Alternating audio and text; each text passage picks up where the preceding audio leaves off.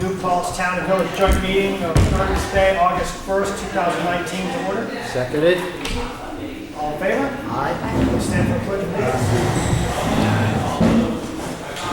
Pledge of allegiance to the flag of the United States of America, to the republic for which it stands, one nation, under God, indivisible, with liberty and justice for all.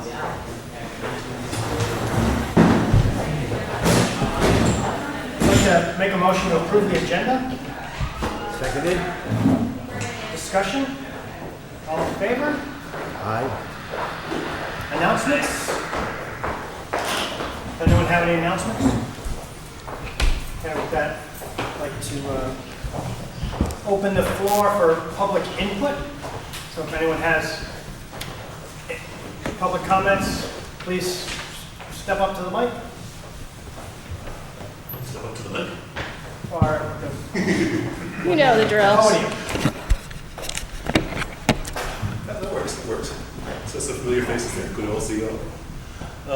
So I had made some comments at the last town council meeting. I was asked to and want to or comment on a couple of them. The first topic was on communication with volunteers. I had volunteered to recruit volunteers for the Citizens Advisory Committee on the Police, and I did, as I informed, was successful in referring 7 names who have applied to the town council. There was a communication breakdown. I had expected the town of New Paltz to communicate with these volunteers, and they had expected I would, and as a result, no one did. And I take responsibility for that. I had thought the burden was on the town, but I apparently give an impression that that might be something I would do. For future reference, if I'm going to follow up on my recruits, I'd like to pay for this. If in the future, if you ask for that, we can negotiate. I want to address the other point I made on some of the use of cameras and microphones by the New Paltz Police Department. And the bottom line, at the end of these comments, I think the Police Commission might consider a new policy, but let me get there. I made some comments, and during my comments, I was interrupted and told that's not true. There was some criticism of my comments. So here's the steps that I did to verify that what I'm going to discuss is accurate. I called the court clerk's office and requested to see if I could foil the transcripts of the Paul Eccles trial. And there are no transcripts, there are audio CDs. I was told if I wanted transcripts, I could hire a transcriptionist who I would have to pay to get transcripts. I didn't really feel I wanted to incur that expense. So I asked about foiling the CDs, if I could get copies of the audio CDs, and I was told that was not possible. I asked about listening to the CDs of the trial at the court clerk's office. I was told I couldn't do that. So I want you to know I've tried really, really hard to verify everything I said. What I was able to do is speak with 3 people who attended the trial. And I verified what I'm about to say tonight 3 times. It's like Phil Rucker at the Washington Post. I wasn't there, but I've got 3 sources, and they're all credible. So one of the comments I made was that the back camera in the patrol car that was involved in the incident with Paul Eccles was not in use. That has been confirmed. Had that camera been in use, what happened inside the vehicle would have been recorded, and the officer could have been cleared very easily by that information. At least one officer testified that they rarely use the back camera.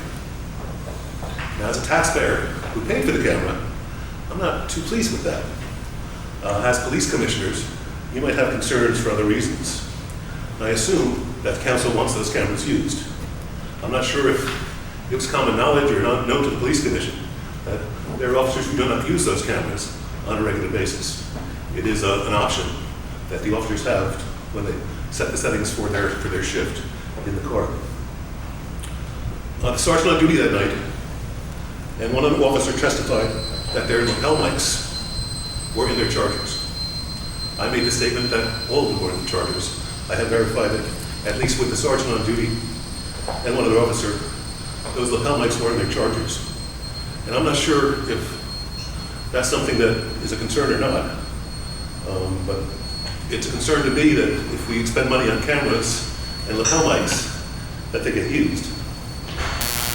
Thirdly, I don't want to go into this in any depth at all, but the jury did not endorse certain testimony by one or more members regarding blood on their uniforms.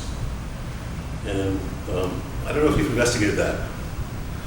I certainly have done the most I can as a citizen to investigate it. And I guess my concern is, I think it's really important in terms of managing the police department that the managers have access to the information that came out in a public trial. Because otherwise, when people make statements, it's difficult to know whether they're telling you accurate stuff or not, unless you personally have, or a representative has listened to those CDs or seen the transcript. So, yeah, out of respect for the people at the table, I did my homework, I fact-checked, I confirmed. I was asked to clarify my comments, and I've done a lot of work to try and do so, and to verify what was accurate. And I've just stated what I verified. I'd like to put the burden on the members of the council to confirm their assessment. Maybe I'm wrong, maybe I'm right, but the only way people are going to know is if they have the ability to listen to the sworn testimony. Otherwise, there might be people in the public who attended that trial who might know more than the police commission. And that's not a situation anyone wants to be in. So, looking forward, as we're talking about... Trying to keep it to 3 minutes now. I've got 20 more seconds at the most. As we're looking at $28,000 for body cams, I think the council would be well served to put in place a policy on use of microphones and cameras.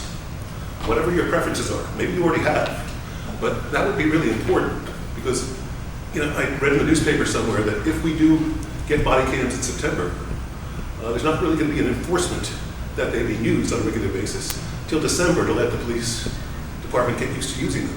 Maybe that's okay, maybe it's not, but a policy would clarify that. And that's my 2 cents, so thank you. Appreciate Thanks, it. Tom. Anyone else? Close public input, and I'd like to welcome Senator Jen Metzger. You can have a seat at the table if you want. Do we need another mic over there? You can seal ours. This one, this mic, Is she- will this is mic that go gonna up to reach? Senator? Okay. Are we gonna do? Yeah. Okay. We'll stand for that.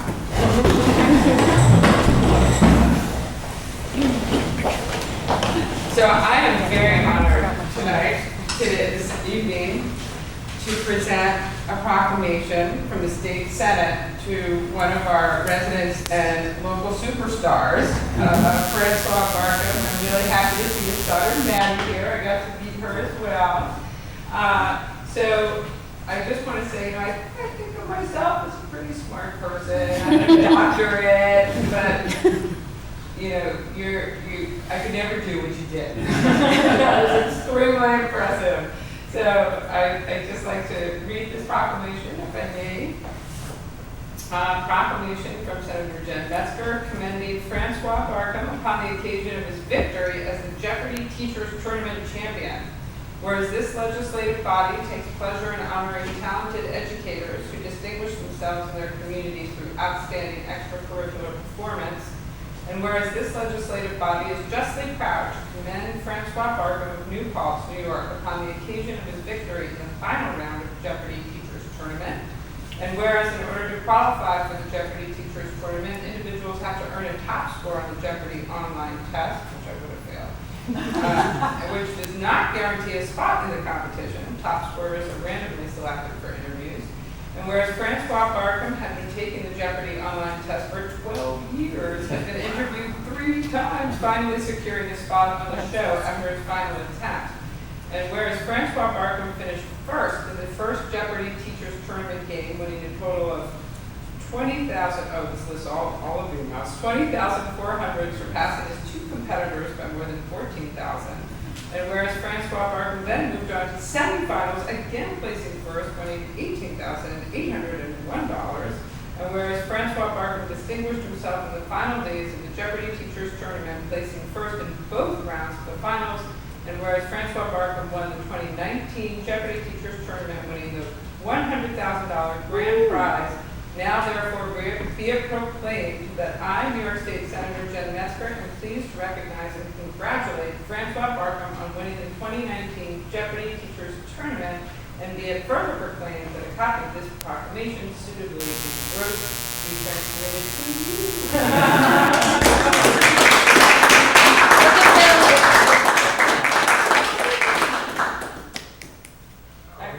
Take my glasses off. You guys want to come in the picture? Sure. Oh, come and be in the picture. He's technically not a village. I'll get that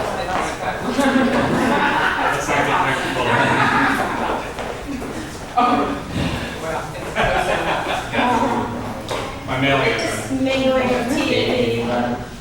Wait. I'm mad. I'm so sorry. My parents all catch fire. Love me. Really sorry. Look at that.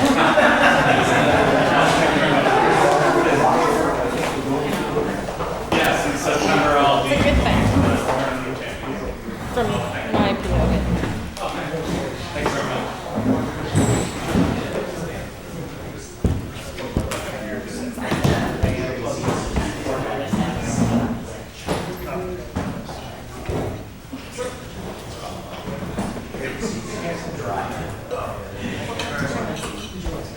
Hi, guys. Thanks for having me. Thanks for being here. Well, we appreciate it, and I personally want to say that you did a phenomenal job this past year. I think you took some tremendously brave votes, and I respect you tremendously for doing it. I think we're much better off in New York. So thank you very much. It's definitely, yeah, I mean, you have to vote what you feel is right. But I appreciate that very much. And I know I got some topics from you all, and I know you're interested in, especially things that are directly related, to local government.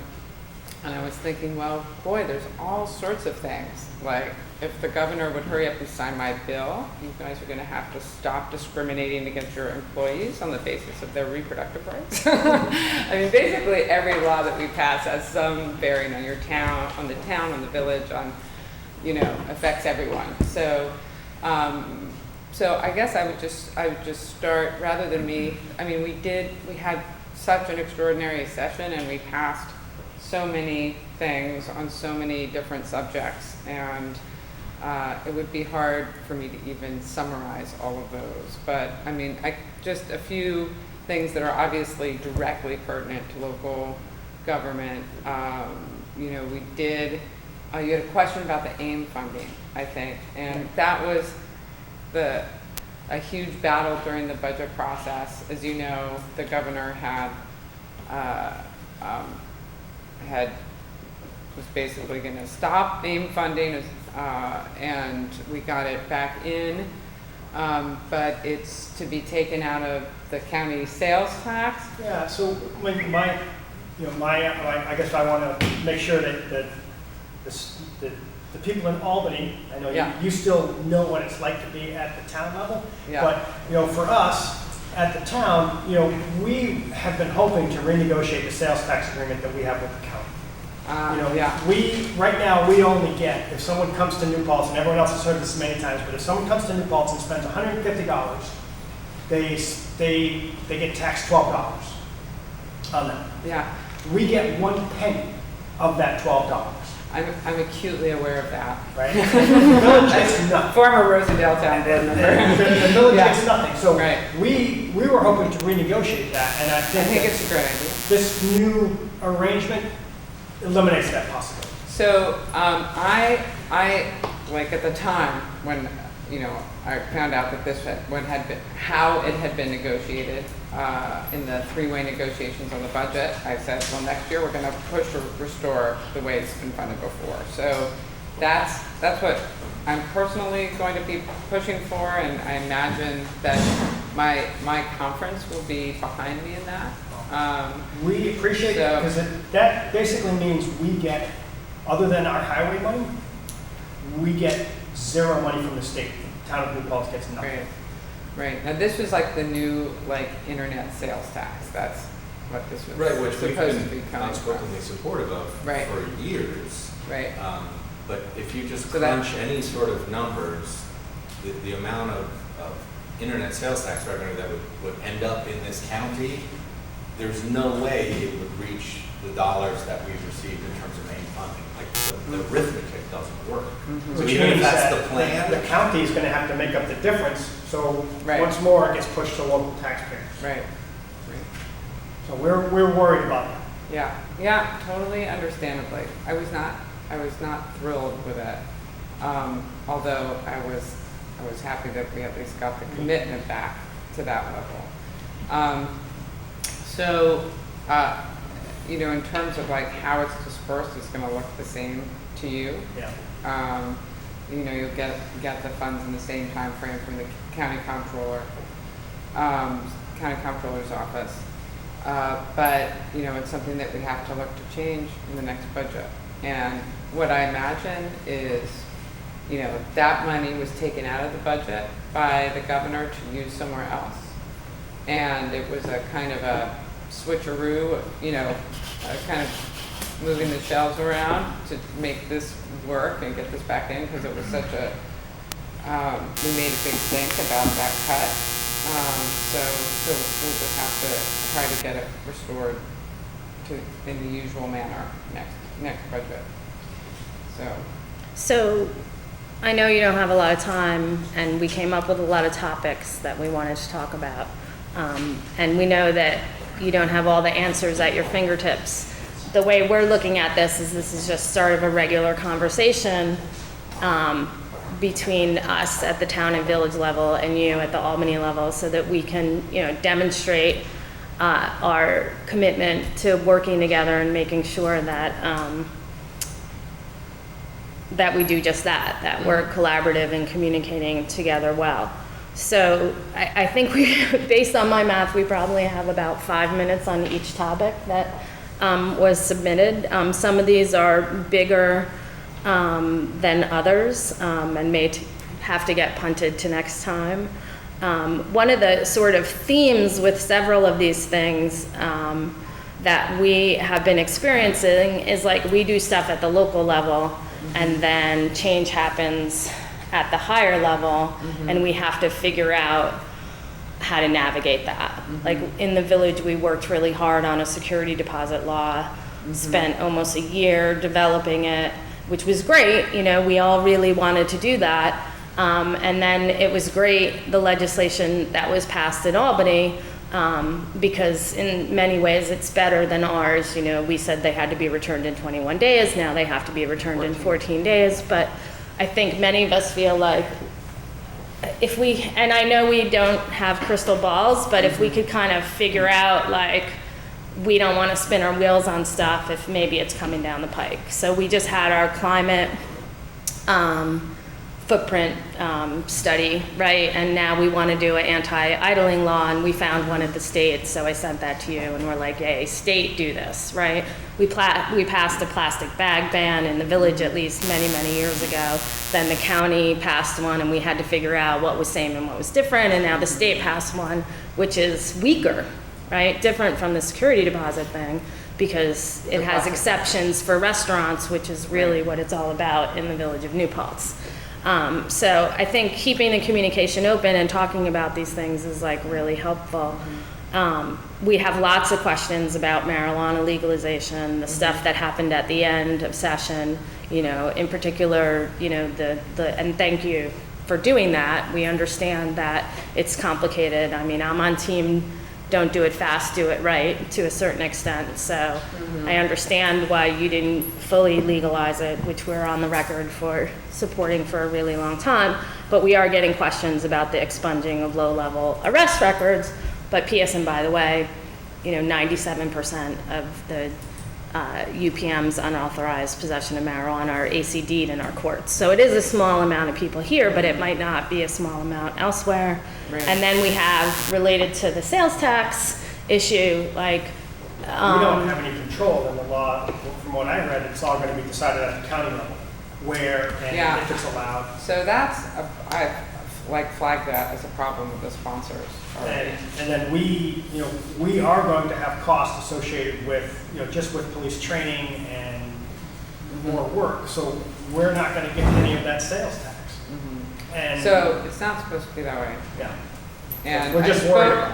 I spoke with Liz Kruger, Senator Kruger, who's the sponsor in the Senate, about it, because that was a huge issue for me, that it was just going to the county and that there was no funds going to the municipalities. And she said that, she told me that that would not be the case in the final legislation. But obviously, it's in the amended draft on the legislation that's online right now. it is in I that draft? expect- It is in that latest draft? In the amended draft, it says it's 4% to the county. Oh, okay, so it isn't fixed yet. So we should no, just be no. pesky and send Yeah. Senator Kruger And this I'm actually concern. I'm interested in maybe holding a hearing on that legislation in the Hudson Valley. Just to get, it's a huge piece of legislation. I mean, it sounds like you all read it. It's, 60+ pages of legislation, which is long for a bill. And there are lots of different aspects to it. There's, I think this is one of the issues, but I think it's a big change, and I think it's worthwhile to get people's views on it. I hear, I know there's a lot of strong support for it in New Paltz. I mean, and some other I've been places. approached by, But- by people that want to both grow Yeah. and sell in the New Paltz area. And it's hard for me to be an advocate for that if all of the sales tax goes to the county and we know we're going to have more enforcement issues. I'm less excited about it.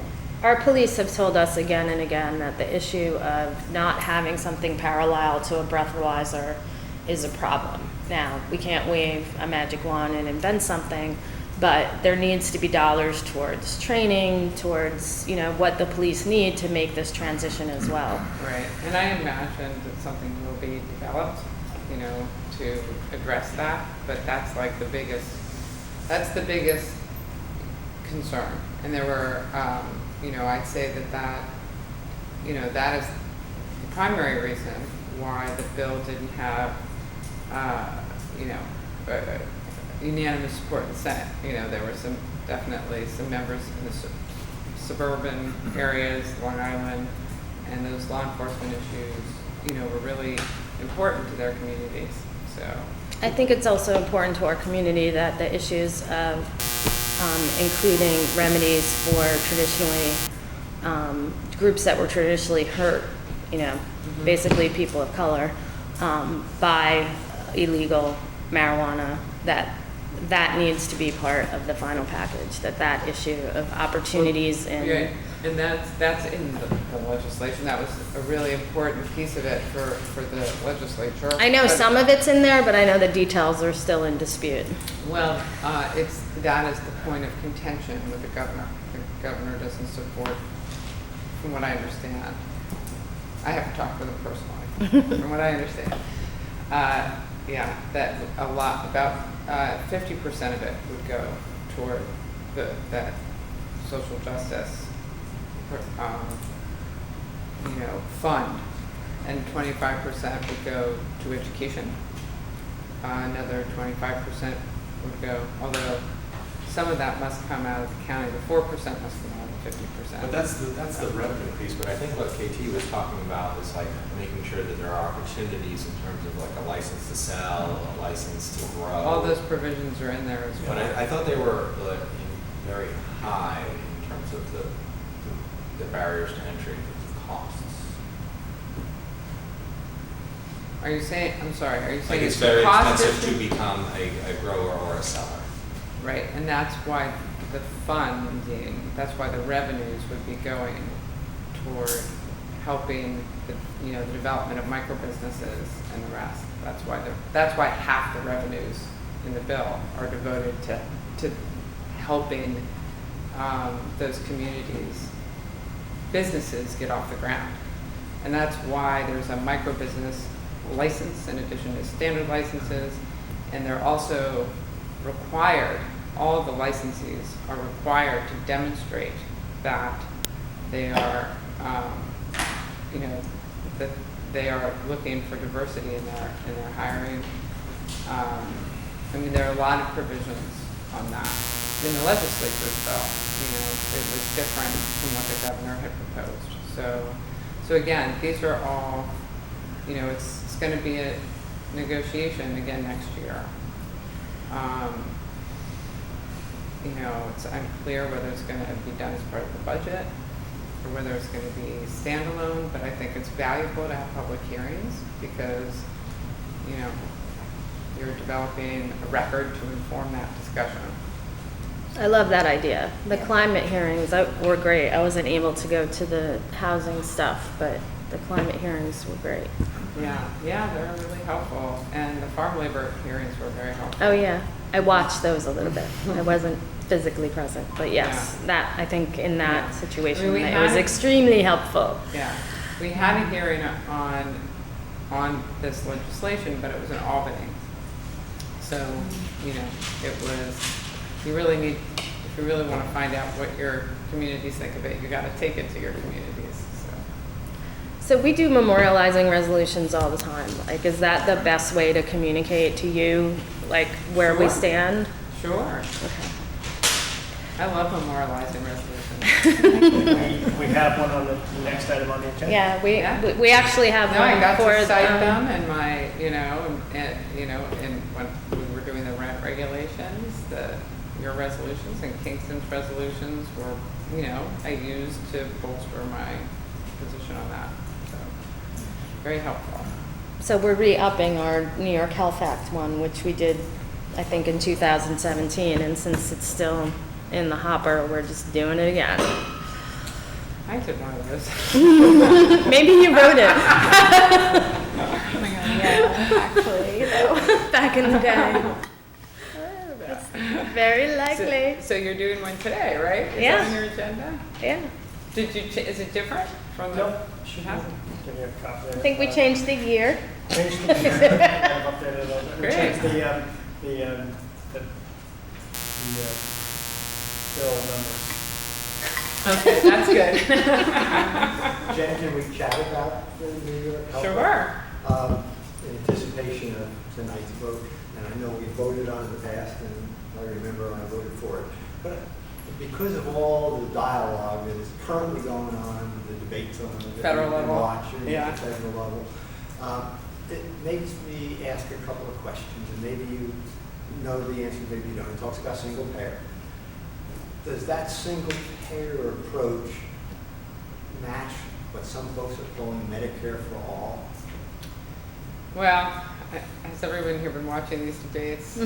There's, you know, I think it means different things to different people. Yes.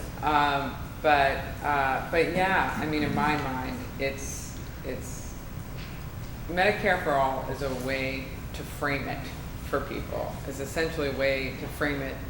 Single payer, to talk to people about a single payer health care system, they're like, what is that? What does single payer mean? You know, but everyone knows what Medicare is. And it's, you know, a fee for service system where, you know, the government, it's a governmental program that pays the bills. It's a single payer system is set up in a similar way. It's a public health plan that covers everyone, you know. But it's fee for service. No, you get to go to whatever doctor you want. There's no co-pays, no deductibles, none of that. And it's paid for through a state insurance premium, which is a tax. So, yeah, root taxes. Do you know if it will cover some of the things that were brought out again in the debates, eyeglasses, hearing Yes. aids, Yep. and dental? Yep, And then where there are employer-provided health benefits, how is and that? long-term care was just folded into the amended version of that law this past year. Was amended by the sponsors to include long-term care. Mhm. Oh, that's big. That is- It's huge, it's huge. What happens to where there are employees getting their health insurance presently through their employer? Does the employer who's now paying Right. like So less that- 30,000 a year per So- family go, does right. that get paid to the state? Yeah, so the, like the modeling that's been done, I don't know if, you all have read the RAND report. It's worth reading it or skimming it or reading it's, you know, it's better than the Friedman report. It's more rigorous than the Friedman report that was done. Friedman is an economist from the University of Massachusetts, Amherst, who did the first kind of independent assessment of it, and then Rand did another. You know, Rand is not known to be like, you know, super duper progressive organization, but they basically, there are a lot of assumptions. You know, there's always going to be uncertainty because, you know, the costs are going to depend to a great extent on what's negotiated between the government and the providers. So, so the savings are all dependent on that, but based on, are very dependent on that. But the savings and administrative costs and profit alone generate enormous cost reductions, enormous savings in the system, because right now there's all of this unnecessary bureaucratic processes and costs. You know, I visited a couple of different healthcare facilities and talked with staff.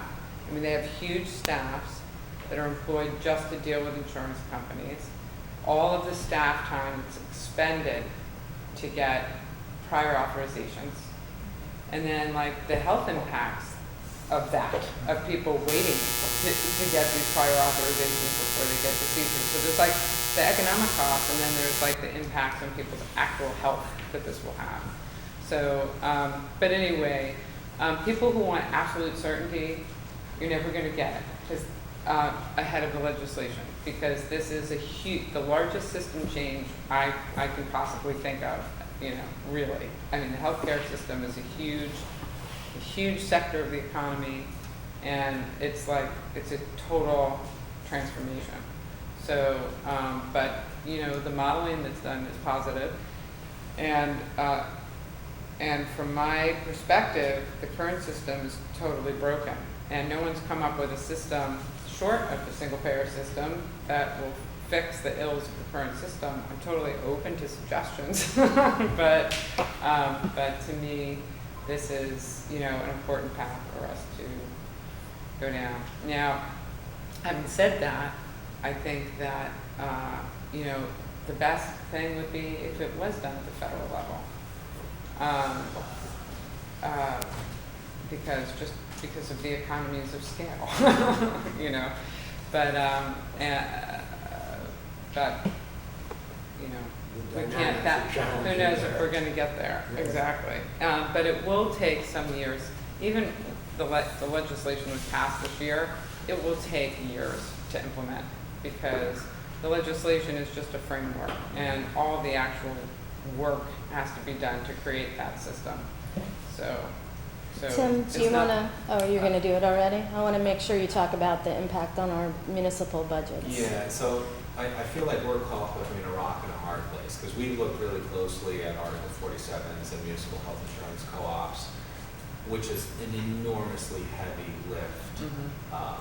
Should we try to get involved with the county and forming one of those? Like, you know, and I've met with the county exec in Dutchess County, and they have it, and it's not going as easily as they would hope. Well, what are their savings? they're not necessarily seeing the savings that they anticipated. But for Is it us, self-insuring or is it, just, aggregating? I think or- both. So like our problem is that we're part of a community rated plan. So the Village of New Paltz, to insure a family, it's more than $30,000 a year in premium costs. It's our single largest expense outside of personnel. So, you know, it's gone up, I think 33% in the last 4 years. That's how much health insurance premiums have gone Yeah. up for us. Yeah. Like, it's So so I did- unsustainable. When in Rosendale, I took our costs and like, you know, plugged the RAND assumptions into those costs. And basically, you know, any employer, large employer, is going to see a big reduction in costs under the New York Health Act. And, you know, small businesses that don't provide insurance are gonna see new costs because they'll be paying into that system. They'll be paying a tax like everyone else. But it will bring major savings to employers that currently have. So we're on board, Yeah. but what do? Do we sit and hope, or should we Well, I think it say it's gonna depends. take a really long time, maybe we should chase down You know, an Article 47? I think that, I mean, I can't really advise you on that. I don't know what the time frame is for getting that alternative in place. The New York Health Act, I think you can safely say, we're not gonna have a single payer healthcare system, for at least 3, maybe 5 years. So, I mean, that would be my guess. You're not gonna get it sooner than that, so, and it's legislation that's not passed, you know, anything can happen, as I have learned. Anything can happen, you know, so, it's really hard to say. And like KT, you know, what you were saying, the point you raised before, totally valid, like, boy, it would be really nice to know the legislation that's coming, like, down the pike, but I often don't know I sometimes don't know until a day before, or 2 days before legislation. I mean, especially toward the end of the Yeah, session, it's when there fast are and thousands furious. of bills. Yeah. So it's hard to do that, and especially when, like in my district, I've got the largest district, so I've got 60-something municipalities in my district who all have different local laws. So you have a plastic bag ban, somebody else has something else, you know. It's like, it's really hard to kind of stay on top of it when things get at that pace. But on the other hand, I totally understand, I think it's useful to have, you know, to periodically, to stay in touch, you know. And also, all of you should be on my newsletter list, because I'm often talking about legislation that we're that we're considering, and that's, so you'll have a heads up about it that way as well. But it's hard. I mean, how long did it take Duchess to get that up and going? Well, they're just doing it as, or they're still investigating it. Oh, I see. I think Ulster County is actually ahead of them, but they're still penciling it out, and it's not what they were anticipating. And Ulster County is moving forward. Ulster County is experience rated for county employees, but we're not able to purchase into their pool, Why is that? because then their costs would go up. That's And legally, the disincentive. I don't think we're allowed to right now. I There's think not we're- an incentive to do it together, because if you already did it, when you add somebody in that isn't doing it already, then you have to, It's even I mean, more- it's crude how I'm describing it, but it evens out eventually, but the first hit is that, But it's more than that too. Like, I don't think we're allowed to not purchase insurance outside of the community rated plan. It was actually explained to me by somebody in the table that there's a reason that we're in the community rated pool, because we bring down the premiums for other folks who are more expensive to insure. So we're there for a reason. He's the guy to talk to on this Yeah. question. But, you know, it's important to know that whether single payer comes in 3 years or 5 years or whatever, that would reduce municipal and school district expenses considerably. And Yeah. our expenses are paid for by taxpayers. Yeah. So that would be a good thing for taxpayers in multiple ways, but important to know in this way. I think Bill wanted to talk about tick-borne illnesses and Lyme disease a little bit while we're on the health topic. Yeah, and there was that incredibly sad tragedy. It just happened the other day. And that's such a rare one, but it really hit home, like, you know, it's not just Lyme, you know, there are so many of them, of these diseases. And, well, what specifically? Well, we had a quick email exchange, I think, back in April, prior Uh-huh. to the Lyme Awareness Month campaign that goes on every year. But my interest, I think, in this area, certainly, I know you've had Lyme, I've had Lyme, I've had twice, been treated twice for a couple of years. Very familiar with procedures, the challenges that I faced in being treated and figuring out what to do and what not to do.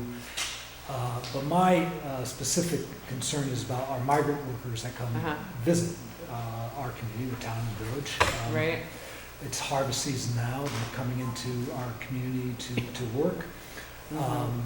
I'm concerned and have been concerned, I've actually spoken to a couple of people over the years, I'll see them in the shop or in the supermarket and try to say, you know, about ticks, and it doesn't go very far. Knowing that agriculture is such a It's a you know, really near and important dear- point, yeah. So, and I passed a bill, I mean, Yes. we passed my bill on that subject, Right. although it hasn't, actually, I'm trying to, I don't even, I actually can't recall if it passed the assembly or not, I have to double check.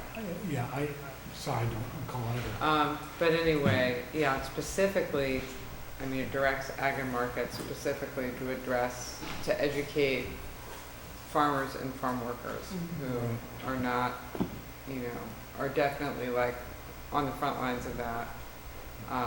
And Yeah, it's something that, I mean, it's almost their language. akin to OSHA sort of thing, because you're out in the field, you're being exposed to a Yeah. possible deadly Well, that, disease. yeah, And there certainly are, you can buy pre-treated clothing, for example, that Right. repels ticks.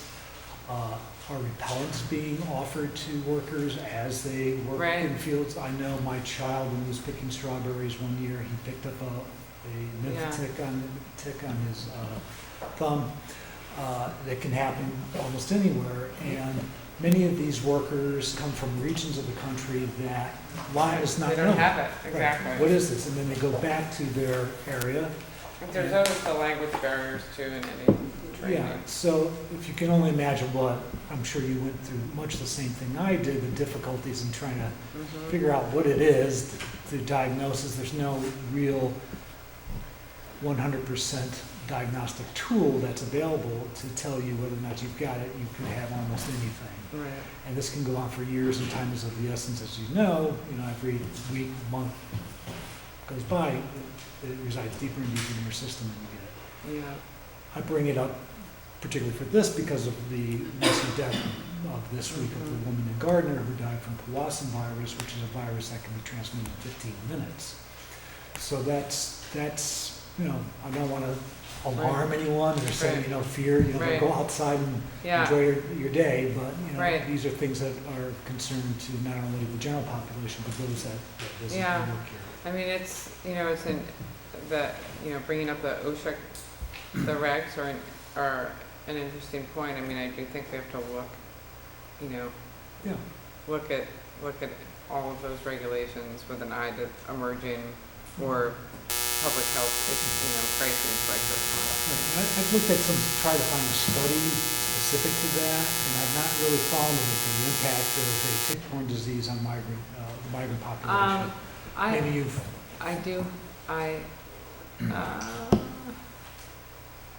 I You feel can like get I back to have us. seen a study, actually. Yeah.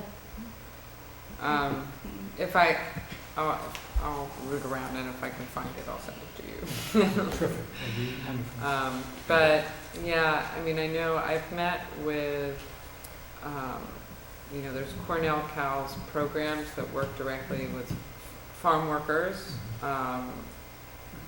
to train them about all kinds of things. And, there are lots of issues with, especially language barriers are really, really difficult.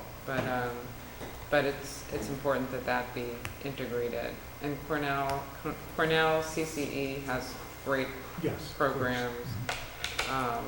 And that's probably, I actually just got, they were one of the recipients of some of the funds that I got, to do that education.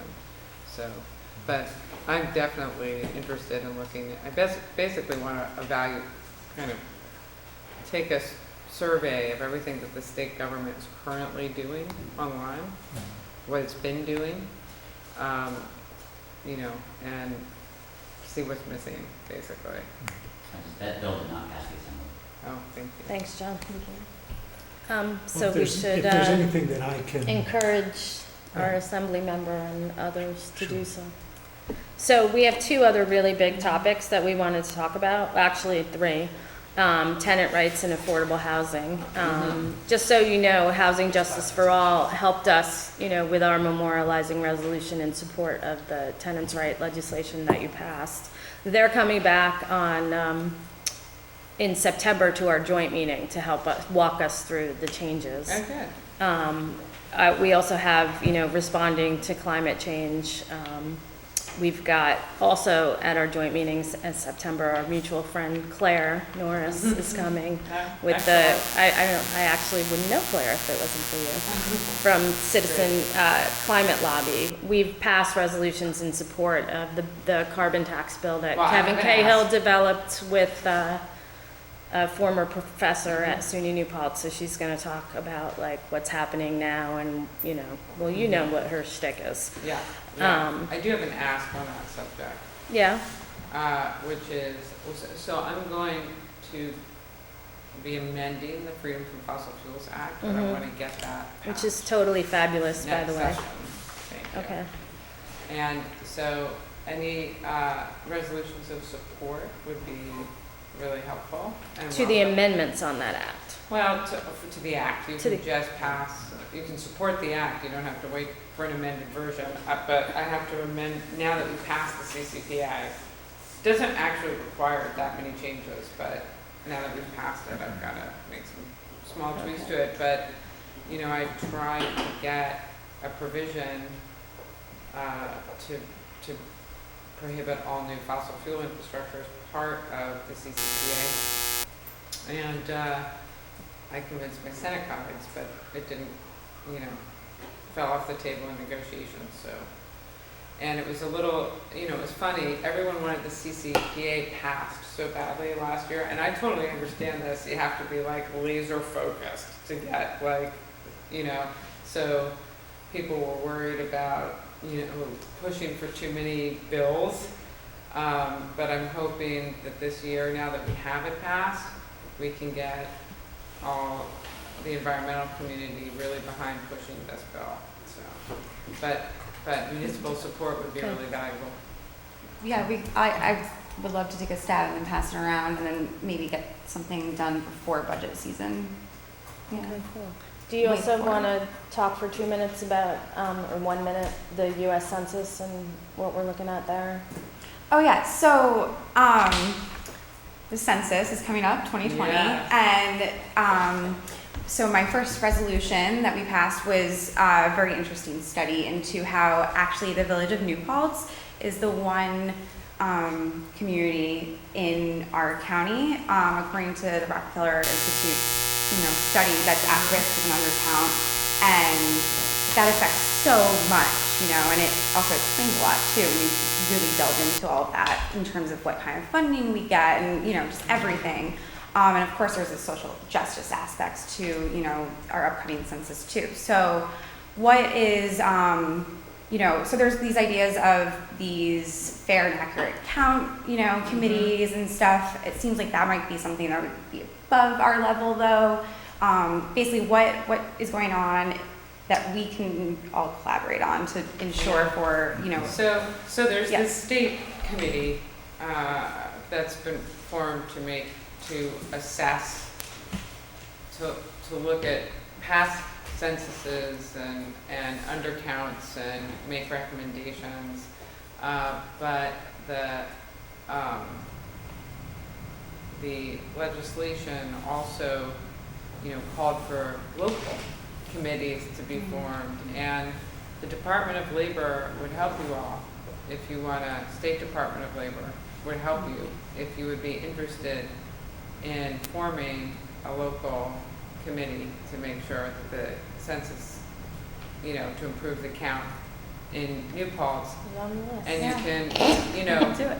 you can communicate with the state committee and point out the specific issues that you have locally. I think that that's hugely important.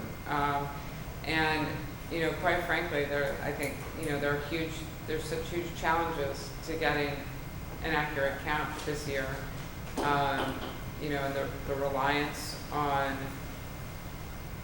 doing it online is going to be really a challenge for, I mean, most of us are online, but there are a number of people that are not. And so it's going to take some community effort to get that to happen. And also just the fear mongering that's been going on to, you know, scare immigrant communities away. Yeah, Bill and I had a great meeting with someone from the census the other day, and we learned a great deal in that meeting. We're pretty fired up to get the community engaged. That and is folks great. to participate in the survey. That is I great. think it'll actually be a lot of fun because we can explain why it's so important. Yeah, and like it can so much actually data, be, it's amazing. it could be a huge like community coming together activity because I mean, you know, there are people that don't have access to computers. You know, you have like census parties and, you know, Yeah. pass around a laptop or a, you know, what's that thing called? Tablets. iPad, iPads, whatever. Maybe the But- complete count committee, is that? Yes. Yeah. Yeah, so you can have local complete count committees in addition, you know, to inform local strategies and also communicate with the state. The state committee is supposed to come up with recommendations at, it's like end of summer 2019. I have no idea where they are in that, so. But that's. I wanted to just say a quick thanks because we have been working for years on increasing the amount that we can contribute to the service award program for our fire department, and you actually got it in front of the Senate and they voted on it, And in that the is assembly, huge. I don't think the I assembly. think, right? Yeah. Did it not go Get through that the phone assembly? out again, No, please. it just Oh, made he the probably Senate. knows. Damn it. Made the Senate. But what I found I remarkable. thought it was Fahey in the assembly. Do you know who the Senate sponsor was? I don't recall. Do you remember? What I found Maybe. remarkable, Jen, is that it passed unanimously. Oh, yeah. Yes. No. Well, we'll get it passed next year. And I shared that with our local fire department members and they. Yeah. We've been Very pushing on much. that for years and Yeah. you finally did it. So I that's- know. Well, except it's not chaptered because we have Yeah. to get the assembly to pass it next year. Government But consent. it's all right. We'll get But it we passed never next even were year. able to get it out of committee, and neither was the Village of Cog years before that, before us. Well, I'll find out. You know, it's possible. So I had 86 bills and cannot remember. Not all 86 had. Most of them had sponsors in the assembly, but not everyone did. So we'll have to track it down. I'll have to. It's all actually on the website. You could find it pretty readily. One of the things, just to go back to the census for a second, we did have a meeting, the biggest takeaway that happened was it's going to be such a huge PR effort. The education, as you say, but just getting the word out, there's only a short amount of time for the online to go, and then it goes back to, you know, Yeah. I forget what the term is, they census taker that comes through the door, and then the mailers that go out and whatnot, so. Yeah, no, it is, it's gonna be huge, and, you know, I think the state is gonna have to put some resources into Yeah. it in this budget year to support local efforts. You know, libraries play a really important role, and they should have some funds. In many communities, they play a huge role in you know, it's where people go who don't have computers, Yeah. you know, they go to the library. So, I think so. but they also do a lot of education and outreach, and that's like a great partner for you, definitely, the New Paltz Library. Yeah, definitely. I So can reimagine we're already things. well over the time that Yeah. we expected What did we to not receive cover? from you. I mentioned them all, but we hope that you come back again, and we'll back. be hearing from you in between. Is there anything else people Who want to is just? not on my email list? I don't think I am, and I will get on it tomorrow. So, It's okay. really easy. You know what? I already Alex- made a note to kind of just add everybody. Okay. If you don't do it before Alex does, expect to just have it happen. Here, Yeah. I'll let you write down your preferred But I'm contact. We went pretty quickly Pass that through the around. conversation about your great work with the environment and energy to the census, but I wanted to add under the CLCPA and what that has now codified. Yeah. That was aspirational or desirable previously. And just to let you know, if you don't already, the town has, on this Friday, going to receive proposals, we hope, for solar on our landfill. We've gone through the Fabulous. RFP process. Now, how about that? I know that interconnection costs were a holdup for We you. don't know until Friday when we see the Okay. responses, because that would be a responsibility for the developers. Right. We don't know if we'll get any responses. We do think we'll get at least one. Mhm. So we're encouraged by that. That's great. And we've been working on a solar law. We probably have one more ad hoc committee meeting before it can be finalized and presented to our town board. And now we're looking to embark on doing a battery storage law. That's great. So I know that these are Now, things that you were yeah, focused on for years. so, what, is it, do you have specific proposals for the battery storage law? I'm just What we curious. did with the solar law was to use NYSERDA's templates. Right, And they've now, as you They have one for know, battery storage. For the battery, and then Huton came down, maybe it's a month ago now, and did a presentation for anyone interested in the area to come by and learn about their templates for Mhm, that's battery great. storage. So we will reasonably follow through their template Right. as we did with the solar and That's come up great. with a draft. Oh, I'm sorry, this just popped in my head, it's somewhat unrelated subject, but I did want to talk about just briefly, the Community Preservation Act. So we're waiting on the governor to sign it, but I assume it will get signed for Ulster County. Everyone knows what that is, right? Does We everyone talked know about it what one time. Okay, all right, I so. filled people in. Right, so it's, it would bring Ulster into an act that has, only involved, I think, Justice, or Westchester, right? Town of Warwick, town of Red Hook. Well, individual towns could Individual do towns. it, but when whole counties, the advantage of a whole county, so what it is it enables a community to set up a fund financed by a real estate transfer tax to purchase easements to protect land. And, it's so important to expand those tools if you're interested in doing that. And New Paltz has done a lot of work on this. It lets us do historic preservation too, right? So Yeah, historic things that- preservation. If you read through our master plans, things that really matter to people in New Paltz, historic preservation, preservation of open space, I think they really resonate with why people want to move here. So we're hoping that Right. people will support it. Right. And, you know, I bring it up because I was actually just coming from a New Paltz farm this afternoon that I was visiting Kara Kinney's farm. And, you know, so many of the small farms are struggling for their survival. And the cost of, it's just, they face a lot of challenges because they're small, and that business model is a difficult one in the larger agricultural economy.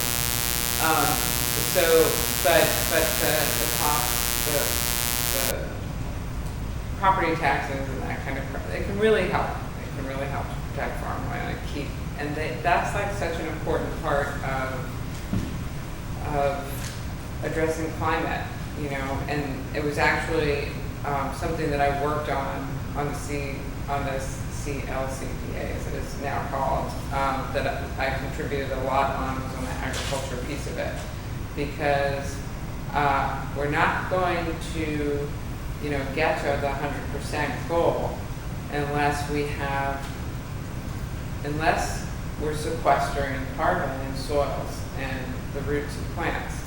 And so, you know, we've got to really encourage and support an agricultural transition to those practices that will store more carbon, which are regenerative farming practices. And I have a bill that would create a carbon farming credit that would compensate them for that social benefit. But we're doing a carbon farming pilot project. Actually, if you know any farms in New Paltz that might be interested in being a participant in this carbon, it's a 2-year pilot project, and they get sort of the cost covered of the inputs, but the carbon content of their soils will be measured over 2 years as they, you know, depending on the mix of practices that they are employing. But that's like the first step in quantifying the benefits so that you can actually then financially figure out financially what makes sense to credit them. So, but anyway, really we're in a really great place in that we have so many incredible farms, small farms and organic farms and farms that are already like visionary, but they're, you know, many of them are really having a hard time. And I know the ones in New Paltz are having a hard time in Gardner, and so just making, you know, a pledge. This will create a fund at the county Yeah. level or at the local level? And well, so how it works now is if a town wants to participate in this, it has to get it has to be authorized by state legislation. So what my bill does is Ulster County will now be, the whole county will be part of that. So you guys can just, you don't need to go, it's a process to have to get a state legislation passed, so you can skip that phase. The legislation does require that you do a community referendum because it's a new tax. But the tax is up to 2% on real estate transactions that are above the median market value. So they're, you know, for the wealthier people, that this tax would apply, or housing stock. And there's essentially been a moratorium on towns being able to get this through the state for years now. Right? So no town, my understanding is no town has been able to get it through the state senate and assembly for years for lots of different reasons. And that has kind of stymied anyone's ability to do this. Jen has taken that roadblock out of the way for us. And now, and I found the old, very paternalistic, where the state was telling the town residents what they could and couldn't do. Now that's been taken away, and they can decide for themselves with a referendum whether or not they want to do it. Right. And I think, you know, with education and outreach, and the understanding for them, they'll know, you know, this. We forgot to mention before we did it. This will help farms with easements. So this is going to be agriculture, open space preservation, and historic preservation. Things that we care a lot about. You know, and we've the town of Red Hook did this about 10 years ago, and they have $1 million in their fund available to them to do projects like this. 10,000 acres have been protected under this. Spent a lot. Yeah. And if you look at the value of homes and selling prices, they've actually gone up faster in Red Hook than in surrounding communities because people want to live there Yeah. because they Exactly. have preserved and protected. I was just in Middletown, I was talking to these, it was a small, kind of quiet, working class neighborhood, and I, was talking to, the residents, and they all, so, what I was seeing what their issues were, and it's all local, of course, but there's a big farm across the road from them. Every one of them was like, that was their big issue, that farm was sold to a developer, and it was going to be a huge housing development. Well, I want to know where that is. Mechanics now. Yeah. Oh, that one. Midway Park. It was a dairy farm. It had been a dairy farm for a very long time. So, but people they want to live here because we have what we have, So. Well, thanks guys for having me. You're I think you're my first town board meeting since I took office, so great. I really appreciate it. Welcome back. And yes, and please, always feel free to, call me anytime. Thank you. Some of you do. Thanks. A little bit. Know where to find me. Thanks, Jen. We made lists of all these resolutions that we're Yes. going to work on. A lot of work to do. It's okay, we like that. Love my resolution. All right, so Speaking of resolutions, So we have this, I will not read the entire resolution. That was right next. we've all seen it in We've all our seen it. packets. It's on the website, but, and I have a press actually. Yay. That's John. I'll find it. Nice to see you. Yeah, I guess so.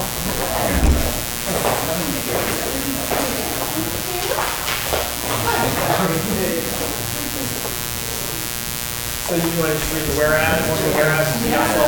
She just handed it to the press, sorry. so that would be on you at this point. Okay, so all in favor, now, be it further resolved that the boards direct the town clerk to send copies of this resolution to the offices of the Governor Andrew Cuomo, Senate Majority Leader Andrea Stewart Cousins, Senator Jen Metzger, Assembly Speaker Carl Heastie, and Assembly Member Kevin Kane. Thank you. All in favor? Was it You need a second? A second, I'm sorry. Oh, that's my motion. Okay. I'll second. Somebody, that. I'll move it for the village. I'll second it. All in favor? Aye.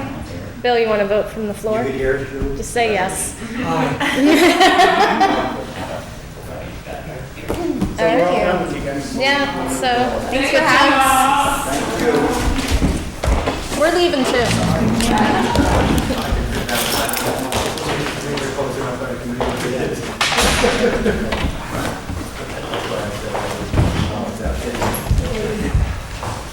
So I make a motion to approve and authorize items 1A through 1G on the consent agenda. All in favor? You said 1A through 1D. I meant 1G, sorry. 1G. So how about I do make a motion to authorize 1E through 1G. Second? Seconded. All in favor? Aye. Sorry about that. Thanks, Julie. I'd like to, the next one's a resolution for the scenic byway. So I'd like to make a motion to, it's posted on the website, to approve the resolution for the scenic byway. Seconded. All discussion? All in favor? Aye. Here's one. And so this last one is really, I just want to have like a discussion about this. This is for Phoenix Kawamoto's position. She is currently 30 hours a week, and she approached me and asked about increasing her position to 35 hours a week. The cost would be, I think, about $5,000 or $6,000 a year. She's got 2 interns. She's, I think, kind of leveraging a lot of what she does to kind of bring different community groups together. I think she's making some big progress, and I just wanted to start having a discussion about it, and because the budget season's coming up, just wanted to get people's thoughts, and if they want to talk to Phoenix about it and see about it, and if people are okay with it for the rest of this year, we could do it now, but I don't want to force anyone into anything, and if you want to talk to Phoenix and get her input, that's what I'm trying to do here. I want people to be on board with it and be educated to what we're asking. Do you get feedback from whether she interfaces with the school system or elsewhere? I think the school, they're starting a new they call it cafe program, where Jim and Phoenix, they go in and they provide my understanding is like an alternative lunch. So like you can go during your lunch downtime when you're not eating, you can go and hang out and they sit in a room and do stuff. It's quiet places to read. It's the kids who are like, I don't really want to hang out here in the cafeteria. I'd like a place where I can sit down and read, or play an instrument, or play a game, or something like that. So it's an alternative. I don't know how much engagement they're having right now, but they're really excited to have it done. So that was the question I want to ask, is to hear more about the engagement level around some of the things that she's up to. And they're doing a community-wide survey, asking people about, how do you want to be more involved, and trying to get. So if someone says, well, I'd like to, be in a knitting club, and then like, and then they try to find someone who wants to start a knitting club, and trying to start all of these connections. Facilitating. I think most of what she's doing is facilitating, and I think it pays off. Every hour she works, if she's, I think leveraging it with volunteers and other people. And so, I think I've had lots of conversations with Phoenix about it. We talk pretty frequently, but it's a board decision, so I wanted to encourage people to talk to Phoenix and see what she's doing. And then as the budget season comes up, we'll be, I don't want to just spring it up. Well, that's good. Neil, could you talk a little bit about what you've seen her Phoenix work on, that it feels like this is incredible that this happened, or this is really, really positive work in our community, besides like that, bringing people together, which is super important. She kind of reached out and made contacts with grief support counselors from different faiths, and even non-denominational people, and kind of lined them all up and got them organized into a group, and now there's free grief counseling for anyone who wants it. And it was kind of already there, but like the format wasn't there. And now there's a flyer, and I gotta say, I have a friend whose friend committed suicide, and I passed this flyer along, and this person was like, my God, this is amazing. I didn't know this existed. I'm like, well, it wasn't me, it was Phoenix. Yeah. And I think it's things like that. It's really kind of pulling different things together, and I thought it was zero cost except for her time and energy and knowing all the people who pulled it together. And things like that, like the Narcan training and stuff like that. I think that for like a staff of one with 2 college interns, they get a lot done. So, but there's a lot, like there's wellness days and things like that. But I can't do it justice, but that was one example, just because I was able to pass it on to someone, and I saw the effect that it had, that they knew like there was somewhere they could go for free. So I thought it was pretty neat. Might be nice would be during our budget process if maybe Phoenix came in and spent 2 or 3 or 5 minutes telling us what she's going to be able to do incrementally if we give her incremental hours. Yeah, I could do it. Yeah. Just a few minutes. Yeah, okay. Not to grill, just to hear. Yeah, I'm gonna reach out to Phoenix and sit down with her. I'd like to hear more about what she's up to. Yeah, that's all I wanted to talk about. Maybe then you can go back and share with Yeah, us. that's it. No, I'm not suggesting that. It would be good for her to be in front of the board also. Julie, did you have any questions about it? I just want to make sure, because it's hard for you to weigh in. No pressure, of course. Did I have a thought on Phoenix?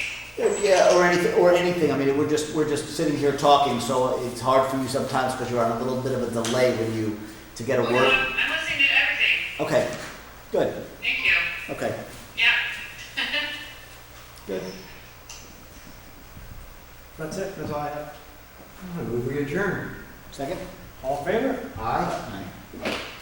Take care, Julie. Thanks, Hope you're having a Julie. good time.